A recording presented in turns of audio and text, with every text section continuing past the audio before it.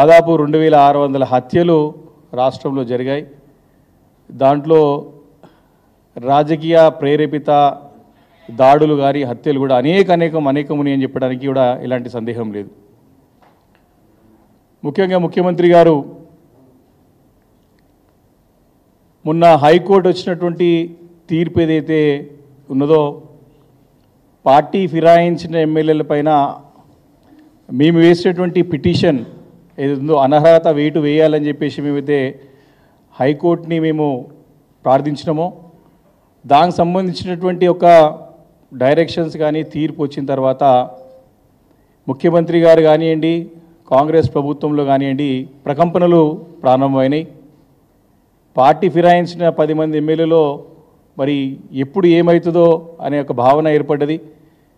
రేవంత్ రెడ్డి గారిని నమ్ముకొని పోతే మరి కుక్కతోక నమ్ముకొని పోతే మరి గోదావరి ఈనెట్నే అన్నట్టు వారు బాయలబడ్డట్టు 10 మంది ఒక ఎమ్మెల్యేలు బాయలబడ్డట్టు అని భావించి అభద్రతా భావంతో ఎప్పుడైనా సరే ఎన్నికలు రావచ్చు అనేటువంటి ఒక పరిస్థితితోని ఈరోజున్న సంగతి స్పష్టంగా ఏర్పడ్డది. మరి దీనిపైన ఏం సమాధానం చెప్పలేక అన్ని దాదాపు సంవత్సరం కావస్తుంది, ప్రభుత్వం ఏర్పడి దాదాపు సంవత్సరం కావస్తుంది. అనేక తప్పుడు వాగ్దానాలు ప్రజలని నమ్మించి మోసం చేసి అబద్ధాలు చెప్పి ఆ అబద్ధాల పునాదులపైన ప్రభుత్వం ఏర్పాటు చేసుకొని మరి ముందుకు వెళ్తున్న తరుణంలో దాదాపు సంవత్సరం కావస్తుంది, 9 నెలలు దాటిపోయి సంవత్సరం కావస్తుంది. సమాధానం చెప్పలేక మరి డైవర్షన్ పాలిటిక్స్ చేయడానికి పదే ప్రయత్నం చేస్తున్న ముఖ్యమంత్రి గారు అని చెప్పి ప్రజలందరూ కూడా అర్థమైపోయిన పరిస్థితి ఈరోజు రాష్ట్రంలో ఉన్నది. వారు అక్కడితో ఆగకుండా మరి ఒక దాడుల సంస్కృతి మరి స్పష్టంగా వారు చెప్పకనే చెప్పే విధంగా చాలా క్లారిటీగా గత 3 రోజుల నుంచి 4 రోజుల నుంచి జరుగుతున్నటువంటి సంఘటనలు మనం రాష్ట్రంలో చూస్తూ ఉన్నాం. హైకోర్టు తీర్పు ఇచ్చినటువంటి నేపథ్యంలో స్పష్టంగా మేము మిగతా 7 మంది ఎమ్మెల్యేలు కూడా తప్పకుండా చర్య తీసుకోవాలని చెప్పేసి స్పీకర్ గారు అన్నటువంటి సందర్భంలో మా పార్టీ తరఫున మేము తప్పకుండా ఛాలెంజ్ వేస్తాం. ఎందుకంటే చాలామంది పార్టీ మారిన వాళ్ళు కూడా మేము పార్టీలో ఉన్నామని చెప్పిన సందర్భంలో మా గౌరవ సభ్యులు వేసి ఛాలెంజ్ అడిగినారు. మరి దాన్ని ఏ రకంగా దారి మళ్లించడానికి రేవంత్ రెడ్డి గారు ప్రయత్నం చేసినా స్పష్టంగా అర్థమవుతోంది.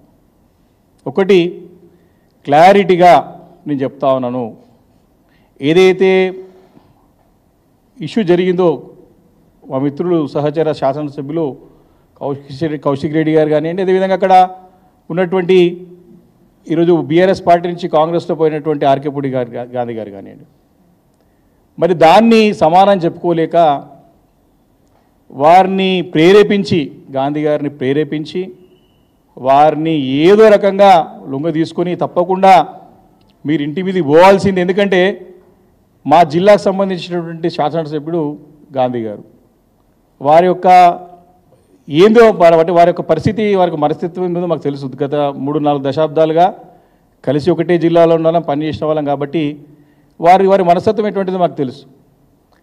వారిని ఉసగొలిపి రెచ్చగొట్టి ప్రేరేపించి వారు పోకపోతే పోలీసులని కూడా ఏసీపీ డీసీపీ ర్యాంకుల నుంచి ఎస్కార్ట్ ఇచ్చి మరి ఆ రోజు దాడికి ప్రత్యక్షంగా రేవంత్ రెడ్డి గారే చేసినారని చెప్పేసి పదే బీఆర్ఎస్ పార్టీ ప్రతి ఒక్కరూ కూడా స్పష్టంగా చెప్పడం జరిగింది. ఆ రోజు మేము చేస్తే లేనిపోని ఆరోపణలు చేస్తారని చెప్పేసి ఆరోపణలు చేస్తారని చెప్పి అందరూ అన్నారు. ఆ రోజు కాంగ్రెస్ పార్టీ వాళ్ళు అన్నారు, అందరూ ఆరోపణ చేస్తున్నారు, మీరు ముఖ్యమంత్రి గారు ఎందుకు దీనిలో తలదూరుస్తారు అని చెప్పారు. కానీ నిన్న రేవంత్ రెడ్డి గారు చేసిన వ్యాఖ్యలతో మా వాళ్ళే ఇంటి మీద పోయి దాడి చేస్తారు అని చెప్పడం జరిగింది. అంటే మేము ముందు చెప్తున్నటువంటి మాట వాస్తవమే, నిజమని నిరూపితమైంది. నిన్న చాలా క్లారిటీగా ఇది మొదటి ఉదాంతం కాదు రేవంత్ రెడ్డి గారిది. మొన్న ఖమ్మంలో పెద్ద ఎత్తున వరదలు వచ్చి ప్రజలు బాధతో ఉన్నారు, పట్టించుకునే నాదుడే లేడు, జిల్లాకు సంబంధించిన 3 మంత్రులు ఎక్కడ నిద్రపోతూ ఉన్నారు అని ప్రజలు బాధపడతా ఉంటే ఇబ్బంది పడుతూ ఉంటే బీఆర్ఎస్ పార్టీ తరఫున హరీష్ రావు గారి యొక్క నేతృత్వంలో మా ఎమ్మెల్యే బృందం అంతా కూడా వెళితే ప్రజల నుంచి మాకు వచ్చేటువంటి వాళ్ళ బాధలు మేము దగ్గర నుండి చూస్తూ ఉంటే వారికి మేము ధైర్యం చెప్పే ప్రయత్నం చేసి ముందుకు వెళ్తూ ఉంటే దాన్ని తట్టుకోలేక జీర్ణించుకోలేక ఖమ్మం జిల్లాలో ఉన్నటువంటి రేవంత్ రెడ్డి గారు గూండాలను పంపించి ఆ రోజు మా కార్లపైన దాడి చేయడం సంగతి మనం చూసినాం కల్లారా. అదొక ఉదాంతం. అనేక ఉదాంతాలు ఉన్నాయి రాష్ట్రంలో ఈరోజు. వారు యథా రాజా తదా ప్రజా అన్నట్టు క్లియర్ చెప్పారు, మేము కొట్లాడతాం, మేము ఎవరెవరు జరిగిపోతారు, రాజకీయాలు ఎవరెవరు పోతే కొట్టుకు సంపుకుంటారా. ఈరోజు శ్రీధర్ రెడ్డి గారి యొక్క మన ఉమ్మడి మహబూబ్ నగర్ జిల్లాలో ఉన్నటువంటి శ్రీధర్ రెడ్డి గారు అయితే కొల్లాపూర్లో ఉన్నారో వారిని డైరెక్ట్గా దాడి చేసి చంపినటువంటి దాంతం చూసినాం. ఇవన్నీ కూడా ఇలాంటి హత్యలకి దాడులకి ప్రత్యక్ష కారణం ఈరోజు బాధ్యత గల పదవిలో ఉన్నటువంటి రేవంత్ రెడ్డి గారిదని చెప్పి చెప్తా ఉన్నాను. మాకు సోషల్ మీడియా వారియర్స్ ప్రశ్నలు అడిగితే కురతం దిలీప్ గారిని ఎలాంటి కారణం లేకుండా అరెస్ట్ చేసి రాత్రి వరకు కూర్చోబెట్టి కోర్టు ముందుకు మీరు ప్రొడ్యూస్ చేయండి అని చెప్పి గట్టిగా నిలబడి ఆ రోజు అందరూ కూడా గట్టిగా కూర్చుంటే 12 గంటలకి దొంగచాటున నోటీస్ ఇచ్చి ఇంటికి పంపించేసినారు. మాకు ఇంకొక సోషల్ మీడియా వారియర్ మాకు మీడియా సెల్ కన్వీనర్ ఉన్నటువంటి క్రిషాంక్ గారిని వారిని ఎలాంటి రీజన్ లేకుండా కూడా వారిని అరెస్ట్ చేసి లోపలికేయడం జరిగింది. ఇలాంటి అనేక ఒకటి కాదు రెండు కాదు అనేక ఉదాంతాలు ఉన్నాయి. ఈరోజు రేవంత్ రెడ్డి గారు ఆటవిక పాలన అరాచక పాలనకి తెరలేపినారు. తెలంగాణ రాష్ట్రంలో శాంతియుతంగా ఉన్నటువంటి తెలంగాణ రాష్ట్రంలో ప్రజలు చక్కగా ఉన్నటువంటి రాష్ట్రంలో మరి ఈ ముఖ్యమంత్రి వచ్చిన తర్వాత తమ ఇచ్చినట్టు హామీలు చేయలేము, 6 గ్యారెంటీలు నిలబెట్టుకోలేము, రుణమాఫీ చేయలేము, రైతు బంధు ఇవ్వలేము, అనేక బంగారం ఇవ్వలేము, కళ్యాణ లక్ష్మి కింద అనేక వాగ్దానాలు చేసి ఇయ్యలేక పక్కదో పట్టించడానికి ఇలాంటి ప్రయత్నాలు అనేకనం చేసుకుంటూ వచ్చిన తరుణంలో ఈ యొక్క శాంతి భద్రతలకు విఘాతం కలిగించడానికి కూడా ప్రత్యక్షం కారణం రేవంత్ రెడ్డి గారు అవుతుందని చెప్పి స్పష్టంగా మనం చేస్తున్నాం. ఈరోజు నిన్న మాట్లాడినటువంటి రేవంత్ రెడ్డి గారి వ్యాఖ్యలని మేము తీవ్రంగా పరిగణలోకి తీసుకుంటా ఉన్నాం. నిన్న కూడా మా సీనియర్ నాయకులు మాజీ మంత్రి స్పష్టంగా వారు ఓపెన్ ఛాలెంజ్ చేశారండి అంశాల పట్ల. ఈరోజు కూడా మేము మళ్ళీ అడుగుతా ఉన్నాం, డీజీపీ గారు రాష్ట్ర డీజీపీ గారు దీనిపైన స్పందించాలా, హోమ్ సెక్రటరీ గారు స్పందించాలా. మా వాళ్ళే పోయి దాడి చేశారని చెప్తే ముఖ్యమంత్రి అది కూడా హోంశాఖ తన దగ్గర పెట్టుకొని మా వాళ్ళే పోయి దాడి చేస్తున్నారని చెప్పేసి మేము దాడి చేస్తాం కూడా వెనకాల పోమని చెప్పడం చూస్తూ ఉంటే ఈ జరిగినటువంటి అన్ని దాడులు కూడా ఈ హత్యలన్నిటి కూడా ఖచ్చితంగా ప్రభుత్వమే దగ్గరుండి చేపిస్తుండడానికి ఎలాంటి సందేహం లేదు. ఈరోజు వారు మాటలు ఒక రేవంత్ రెడ్డి మాట్లాడినట్టు ఏదైనా అనుకోవచ్చు, కానీ రేవంత్ రెడ్డి ముఖ్యమంత్రి అయిన సంగతి మర్చిపోతా ఉన్నాడు. గుర్తు చేసుకోవాలి, అప్పుడప్పుడు నేను ముఖ్యమంత్రి అని చెప్పి గుర్తు చేసుకుంటే బాగుంటుందేమో అనిపిస్తూ ఉంది. ఏం మాటలు అవి నేను మాట్లాడిన మాటలు? ఒక ఫుట్పాత్ గల అంటే మన దగ్గర తెలంగాణలో ఏమంటాడు హైదరాబాద్ భాషలో సడక్ షాప్ గారి మాటలు అంటారు వీటిని, లోఫర్ మాటలు అంటారు వీటిని, లవంగా మాటలు అంటారు వీటిని. అవన్నీ ఎవరు? ముఖ్యమంత్రి కావద్దని మా బాధ్యత, మా బాధ. రేవంత్ రెడ్డి గారు ముఖ్యమంత్రి అయ్యారు కాబట్టే మా బాధ. ఈరోజు ముఖ్యమంత్రి గారిని గుర్తు తెచ్చుకోయా అని చెప్తా ఉన్నాం మేము. ఈరోజు నువ్వు ఒక బాధ్యత గల పదవిలో ఉన్నావు, హుందాగా ఉండాలా, ఒక బ్రాడర్ ప్రాస్పెక్టివ్స్ ఉండాలా. జనరల్గా ఏదైనా గొడవ అయితే ఏదైనా అవుతాయి, కొన్ని సందర్భాల్లో అవుతాయి, కొన్ని ఓవర్ఫ్లోలు అయిపోతే కొన్ని మిస్టేక్స్ అయితే గొడవలు అవుతాయి. అక్కడితో ఇక్కడ తరపున పెద్ద మనిషి గల బాధ్యత గల వ్యక్తి ఏం చేయాలా? అరే అయ్యింది అయిపోయింది, మన హైదరాబాద్ నగరం బాగుండాలా, బాధ్యత గల పదవులు ఉన్నప్పుడు మనం కలిసి ఉండాలా, ఏమంటే చూసుకొని మాడుకోవాలి, చర్చించుకోవాలి, ఒక పద్ధతి ప్రకారం పోవాలనాలి. కానీ ఇంత దిగజారుడా అసలు పొంతన లేదు. శ్రీధర్ బాబు గారు మీరు కొట్లాడుకుంటూ అంటారు, పొన్నం ప్రభాకర్ సమాధానం ఏమో ఉండదు, ఒక్కో మంత్రి ఇంకోటి మాట్లాడతారు, నేను ముఖ్యమంత్రి వచ్చేసి మావాడంటాడు. ఏంది ఇది? ఈ రాష్ట్రంలో ఏం జరుగుతుంది? ఏం పరిపాలన సాగుతూ ఉంది? కాబట్టి చాలా అంటే చాలా హేమైన చర్య. ఈరోజు అనేక అంశాలు, ఒకటి కాదు రెండు కాదు, మేము పబ్లిక్ ఇష్యూస్ పైన ఫైట్ చేయాలని చెప్పేసి మేము అందరం కూడా బిల్డప్ అయిపోతే అసెంబ్లీలో కూడా మీరు ఒక్కసారి రికార్డ్ చూడండి ఒక్కసారి. ఇది చాలా ఇంపార్టెంట్ అంశం. ఎప్పుడైతే అసెంబ్లీ సమావేశాలు జరిగిన రోజులలో, మొన్న బడ్జెట్ సమావేశాలలో ఏ రోజైతే రేవంత్ రెడ్డి గారు సభకు వచ్చినారో ఆ రోజు అన్ని గొడవలే జరిగినాయి. ఒక 2 రోజులు రాలే సభకి, 3 గంటల వరకు జరిగిన సభ. తెల్లారే 3 గంటల వరకు సభ మేము అందరం ఉన్నాం సభలో. ముఖ్యమంత్రి గారు రాలే ఆ రోజు.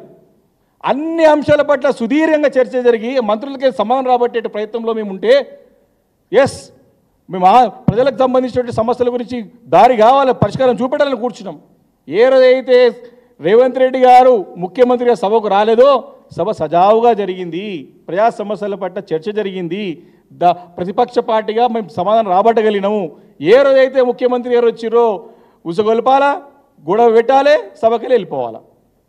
ఇది జరిగింది. అంటే వారి యొక్క మనస్తత్వం, సంకుచిత మనస్తత్వానికి, వారికి అరాచక మనస్తత్వానికి దర్పణం పడుతోంది ఈరోజు అటు సభలో కానీ ఇటు బయట కానీ అనేక అంశాలు. నిన్న పదే చెప్తా ఉన్నారు, ఒక అంశం చెప్పాలి ఈరోజు. రుణమాఫీ గురించి కూడా ఇంకా పచ్చబద్ధం ఆడుతారు. ఇంకెన్నిసార్లు మోసం చేస్తారు.